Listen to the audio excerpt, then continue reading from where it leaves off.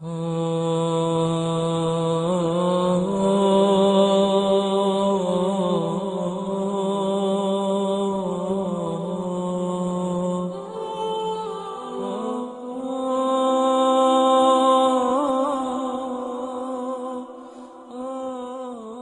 çast për t'u thelluar. Dashuria për Allahun, njohja e tij, përkujtimi i tij, kërkimi i paqes në të, ndarja e dashurisë, frikës, shpresës dhe varja vetëm prej tij. Këto janë cilësi që kur kombinohen në një person, përbëjnë një lloj parajse mbi tokë. Këto janë cilësi që i sjellin paqe atyre që e duan Allahun, një lloj paqeje që s'ka të krahasuar në këtë botë. Nëse zemra është e kënaqur dhe ka një lidhje të fortë me Allahun, ankthi dhe pikëllimi do të largohen prej saj. Dhe ana sjellë, askush nuk ndjehet më i kufizuar se ai që e ka zemrën e lidhur pas tjetër kujt veç Allahut. Ai që e haron për kujtimin e tij dhe s'është i kënaqur me atë që i ka dhënë Allahu. Kjo shihet qartë kur studiojmë rastet e atyre që kanë kaluar. Ne i zhdukëm disa vendbanime përreth jush. Është një shembull tragjik i barmakidëve, një familje që jetonte në kamje, rehati dhe ekstravagancë. Fundi i tyre, megjithatë, u shërbeu si mësim të gjithë arabëve që vijuan. Harun el-Rashidi, sundimtari asaj periudhe, urdhëroi një sulm të papritur mbi atë familje dhe pronat e saj. Vendimi i Allahut u mbriti në mëngjes nga duart e personit të tyre më të afërt. Ai u shkatërroi shtëpitë, u mori sklevrit dhe u derdhi gjakun. Të dashurit dhe fëmijët e tyre qanë nga ky tmerr. Askush nuk meriton të adhurohet përveç Allahut. Ata që e dinë ngjarjen duhet kuptojnë natyrën kalimtare të pushtetit dhe pasurisë në këtë botë. Nxirrni mësim, o ju që shikoni. Vetëm një orë para greminës së tyre, ata po zhgryheshin në mëndafsh, plot gëzime vetkënaqësi, duke u ndjerë të sigurt ndaj dëmit, të pandërgjegjshëm për peripecitë e jetës. Një ajet kuranor thotë: dhe ju u vendosët në vendbanimet e atyre që dëmtuan veten, dhe e kishit qartë se si vepruam ne me ta, e ju sollëm shembuj edhe juve. Ata u kapardisën në jetën e tyre të rreme, mirë po për fatin e tyre të keq, ata e ngatruan mirazhin me pellgun dhe këtë jetë me përjetësinë. Ata kujtuan se nuk do t'i kapte drejtësia dhe se të shtypurit nuk do të hakmereshin. Dhe ata menduan se nuk do të ktheheshin kurrë tek ne. Atë mëngjes, ata u zgjuan të gëzuar, por kur kishte rënë muzgu, ata ishin ndërvarë. Në një çast zemërimi dhe kapriçoje, Harun el-Rashidi zhveshi shpatën e zemërimit ndaj tyre, duke vrarë Xhaferi ibn Yahya el-Barmakiun, duke e varur në kryq dhe duke djegur trupin e tij. Ai ja burgosi të atin, Yahyain, dhe të vllajin El-Fadl. Pasuria e tyre u konfiskua, pikëllimi i tyre u shpreh nga shumë poet arab. Njëri prej tyre tha: kur e pash shpatën që ngrihej mbi Xhaferin dhe një tellall i dha kalifit lajmin e Yahyait, e qava këtë botë dhe arrita bindjen e vërtet se e afërt është dita kur djaloshi do niset nga kjo jetë. Ajo s'është gjë tjetër, veç një tokë e një sundimtar pas një tjetër, se fatkeqësia pasohet me caktimin e mirësive së shpejti. Ndërkohë që njeri banon në pallatet të larta prej mbreti, tjetri fundoset në thellësitë e ulta të mjerimit i shkreti. Po tani, ku është Harun el-Rashidi dhe ku është el-Barmakiu? Ku është vrasësi e ku është i vrari? Ku është urdhëruesi i vrasjes që rinte shtrirë në shtratin e vet në kështjell? Dhe ku është ai që u kryqëzua? Me të djeshmen ikën dhe aktorët e saj. Por më i drejti do u gjykoj atyre në një ditë në të cilën nuk ka dyshim. Ditë ku nuk do të ketë as shkelje, as padrejtësi.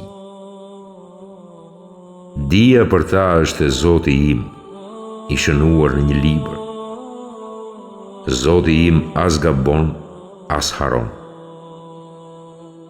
Në ditën kur njerëzit ngrihen për të dalë para Zotit të botëve,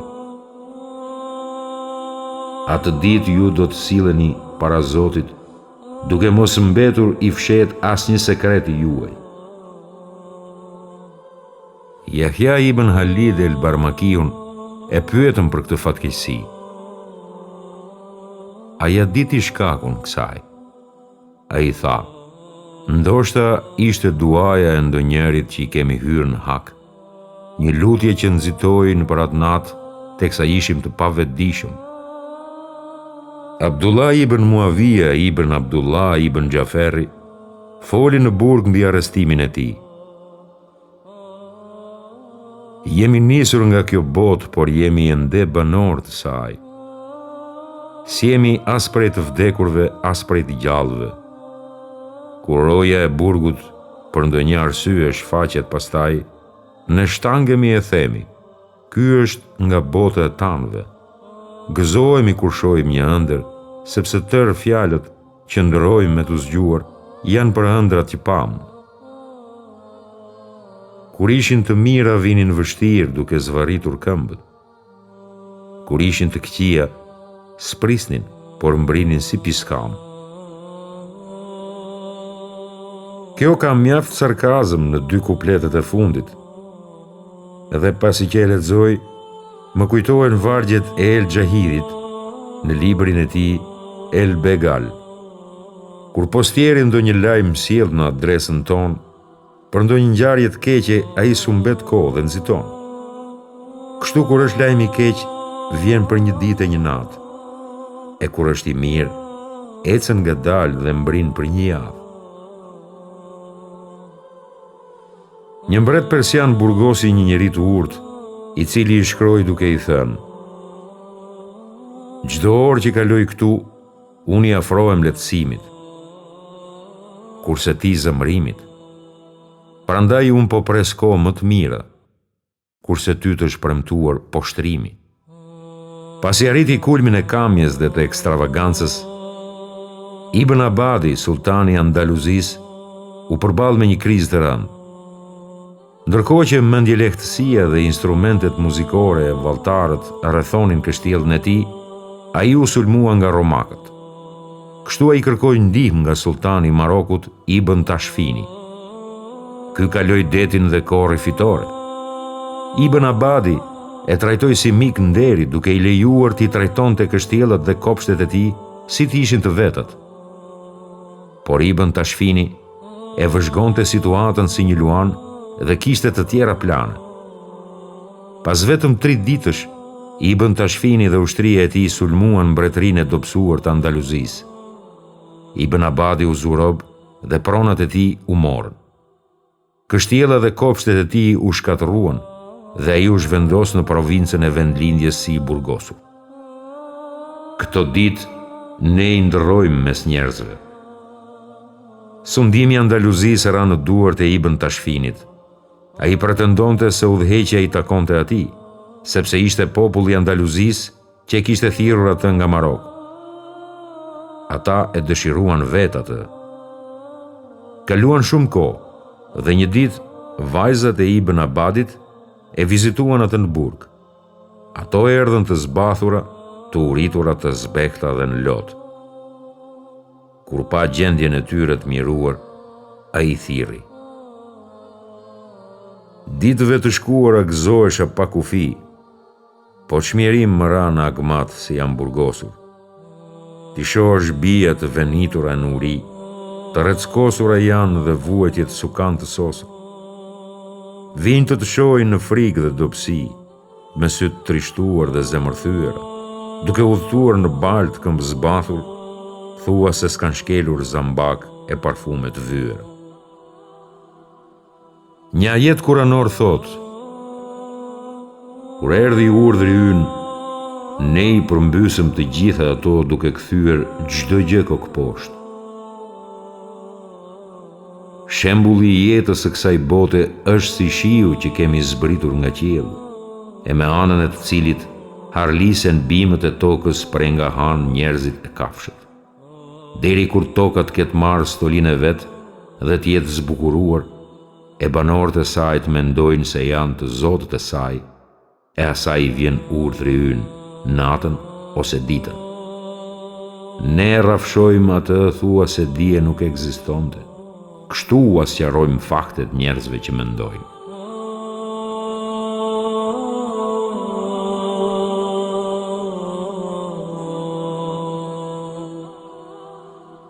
Frytet lulëzuese të kënaqësisë. Allahu është i kënaqur me ta dhe ata me atë. Kënaqësia mbart shumë fryte të bekuara.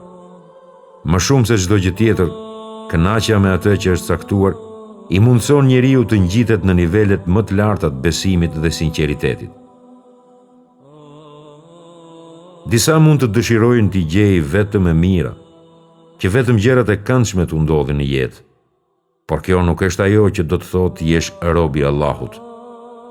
Shumë prej tipareve të besimtarit që përfshin durimin, nënshtrimin e plot ndaj Allahut, kënaqësinë, modestinë dhe përuljen, bëhen të dukshme kur njeriu përballet me diçka që ai se pëlqen. Ndaj të qenurit i kënaqur me atë që është caktuar, nuk do të thotë vetëm ato gjëra që i shkojnë përshtat njeriut. Matësi i dur i kënaqësisë së vërtet janë kohrat kur njeriu kalon në përgjendje të dhimbshme. Dhe nuk i takon robit të diktoj kushtet e kaderit. Ai mund të jetë i gëzuar ose jo, dhe kjo nuk luan rol, vetëm se duke treguar pa kënaqësi ai mëkaton. Qenjet njerëzore nuk kanë fort për zgjedhje lidhur me caktimin hyjnor. Për zgjedhja dhe vendimi i takojnë vetëm Allahut. Ai është i gjithdijshmi dhe i lartmadhëruari. Dija e tij i përfshin plotësisht çështjet e së padukshmes. Jini të kënaqur me Allahun. Duhet ta dim se kënaqja me Allahun në të gjitha kushtet dhe rrethanat sjell kënaqësinë e Zotit të gjithësisë. Ndaj nëse jeni të kënaqur me furnizimin tuaj të vogël, ai do të kënaqet me ju për veprat tuaja të vogla.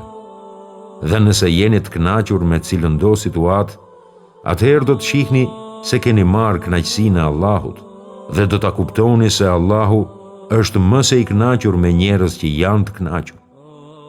Nga ana tjetër, janë hipokritët. Allahu u asgjësoi veprat, pavarësisht nëse ishin të shumta apo jo. Ata ishin të pakënaqur me atë që zbriti Allahu dhe u rryen kërkimin e kënaqësisë së tij. Kështu, veprat e tyre janë të papranuara. Pakënaqësia shkakton mërzi. Duke qenë i pakënaqur dhe duke patur mendime të papërshtatshme për Allahun, njeriu i hap derën ankthit dhe hallit. Nga ana tjetër, kënaqja e shpëton njeriu nga pasojat negative dhe ja hap derën një parajse mbi tokë dhe para përjetësisë. Të pyeturit dhe të ankuarit për atë që është caktuar nuk mund të sjellë kënaqje dhe paqe të brendshme. Përkundrazi, ato rezultate të vyra ne mund t'i sjellim me anë të nënshtrimit dhe pranimit, sepse ai që siguroi të gjitha gjërat s'duhet akuzuar kurrë për atë që ka caktuar. Akoma e kujtoj ndodhinë e Ibn Ravandiut, filozofit të mirënjohur ateist. Ai pa një ignorant zakonshëm që jetonte në kështjella dhe i cili ishte shumë i pasur. Ibn Ravandiu ju kthye qiellit dhe tha: "Unë jam filozofi më i madh i kohës dhe jetoj në varfëri, ndërkohë që ky ignorant banal është i pasur. Kjo është një shpërndarje kaotike dhe e çuditshme e të mirave." Allahu i arriti atij mjerimin, poshtrimin dhe varfërinë. Kurse dënimi në botën tjetër do të jetë edhe më poshtrues, dhe ata nuk do të ndihmohen. Të mirat e kënaqjes. Nëse në kohë të vështira njeriu mbetet i kënaqur me gjendjen e tij, ai është i aftë ta ruajë qetësinë dhe gjakftotësinë, madje tregon besim të vërtetë në premtimin e Allahut dhe të dërguarit të tij. Thua se zemra e njeriu të tillë përfshihet nga një zë që thotë: "Kjo është ajo që Allahu dhe i dërguari i tij na premtuan, e Allahu dhe i dërguari i tij thanë të vërtetën." Përkundrazi, zemra e pakënaqur është e mbushur me ligështi, dyshim dhe paqëndrueshmëri. Një zemër e tillë mbetet rebele dhe e shqetësuar. Thua se edhe kjo zemër ka një zë, por fjalët që ai shqipton janë krejt ndryshe. Allahu dhe i dërguari i tij s'na premtuan tjetër veçse mashtrim. Njerëzit që kanë zemra të tilla janë kontradiktor në veprat e tyre. Nëse kanë ndonjë të drejtë mbi ndokënd, ata nxitojnë t'u marrin atë. Dhe nëse u kërkohet të përmbushin detyrimet, ata kthejnë shpinën në mospërfillje. Kur i gjen e mira, ata janë të qetë, të kënaqur. Por kur sprovohen, sa shpejt ndryshojnë për keq. Ata janë që kanë humbur jo vetëm këtë botë, por edhe përjetësinë. Kurani thotë: "Ajo është humbja e sigurt." Prap, kënaqja çon në paqe, e cila shpihen në përparim. Urrejtja e caktimit të Allahut sjell ankth që shpihen në dështim. Duhet të mbani mend se një nga bekimet më të mëdha të Allahut për robërit e tij është dhurimi i qetësisë mbi të.